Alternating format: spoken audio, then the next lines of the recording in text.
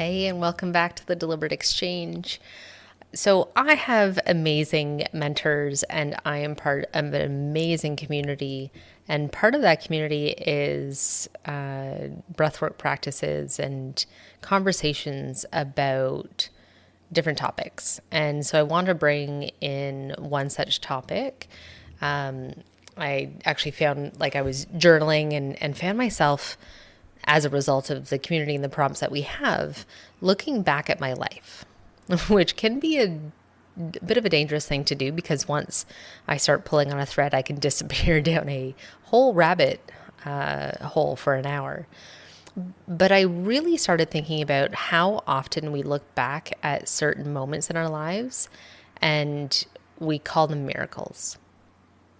Maybe it was the relationship, the opportunity, the recovery, the breakthrough, the thing that changed everything. And we look back at those moments and we think, wow, I was lucky. Or wow, everything changed when that happened. But what I know now is that we rarely stop and think about everything that had to happen for that moment to exist in the first place. We see the outcome, but we don't see the breadcrumbs, as my mentors call it. And the more that I think about that, the more emotional that I get about certain things. Like when I look back at my own life, there are so many things that did not make any sense while I was in it, while I was actually living it. Like getting divorced didn't make sense. Losing my stepdad certainly didn't make sense. Getting fired after quitting drinking didn't make sense. At the time, none of those experiences felt like they were leading anywhere. They just felt hard. They felt unfair, painful, like they were chapters I would have happily skipped through if somebody had given me the option. And yet here I am. When I look at my life now, I can see how every single one of those experiences shaped me. Right? Like I talked about this recently because Kevin and I just celebrated 4 years since we met, and we met on a day that certainly, the stars aligned and conspired to bring us together. And I reflected on what had to happen to get to that point. And it can be cliche, everything happens for a reason kind of way. But I don't know that I believe that everything happens for a reason. But I do believe we can find meaning in almost everything. Meaning is something that we participate in. It's something that we co-create. It's something that we discover. When I look back now, I can see that getting fired forced me to stop pretending I was happy in a career that no longer fit. I can see that quitting drinking forced me to meet myself. Not the version of me that I presented to the world, but me, like the actual me, the anxious parts, the lonely parts, the parts that had spent years looking for relief outside of myself. The divorce forced me to learn how to stand on my own 2 feet. It really forced me to learn who Chelsea was when she wasn't somebody's wife. And losing my stepdad, I don't know if there's ever a neat lesson in losing someone you love and watching them die. But I do know that it changed my relationship with time. It changed my relationship with what matters. It made life feel more precious, more urgent, more fragile. But the thing that I think about is that if you pulled on any one of those threads out of my story, I wouldn't be the person that I am today. Not because those experiences were enjoyable or because I'd ever wish them on anyone, but because they did shape me.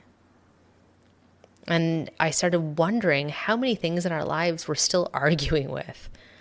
The chapters that we're trying to erase and the moments that we're labeling as a mistake when they may have actually been the TSN turning point. I think about this a lot with quitting drinking.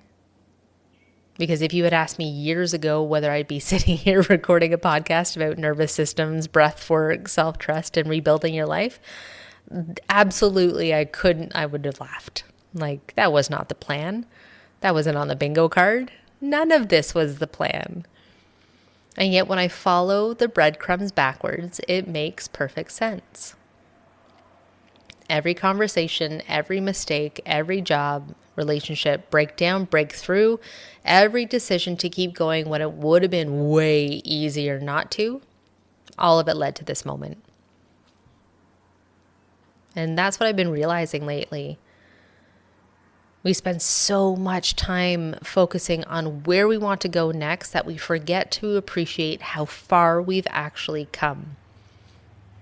I'm terrible at this still. We forget about how many versions of ourselves contributed to the life that we're living right now. The confident versions, the scared and grieving versions, the hopeful ones, the the iterations of ourselves that had no fucking idea what they were doing. The versions of us that got it really wrong and the ones that got it really right, the ones that almost gave up and the ones that kept going anyway. All of them brought us here. And that's why I have such a hard time calling any chapter wasted anymore. Because even the chapters I wouldn't choose again taught me something. The chapters I fought against shaped me. And even the chapters that broke my heart expanded my capacity to love. And there's something really beautiful in that. Not because life is always beautiful. Life can be really fucking hard. But there is something comforting in realizing that not everything needs to make sense right away. Sometimes you only understand the significance of a moment years later. Sometimes the thing that feels like an ending becomes the thing that opens a completely different door. And sometimes what feels like a detour is actually the path.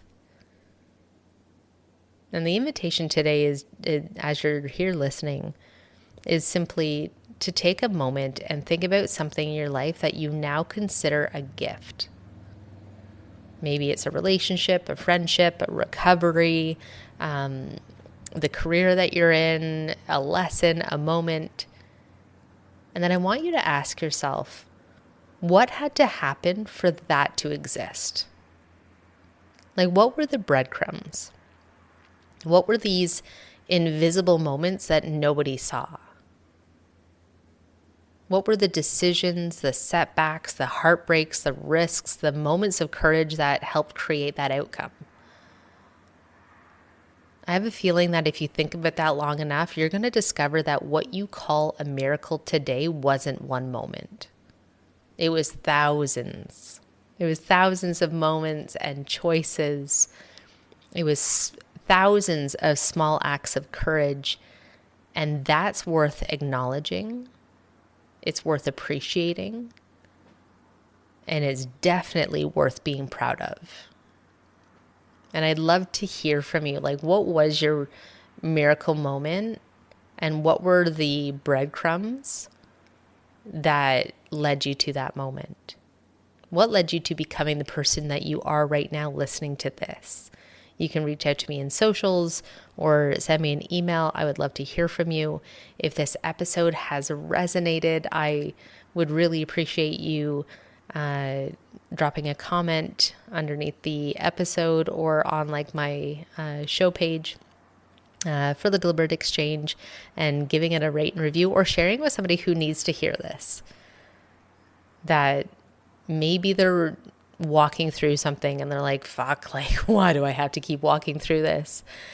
As a means of giving them a little bit of a glimmer of hope of what's to come, even if it doesn't make sense. And then my hope is that, maybe listening to this podcast ends up being one of those like seemingly insignificant moments, but it ends up planting a seed or triggering an aligned action that puts you on the path to your miracle.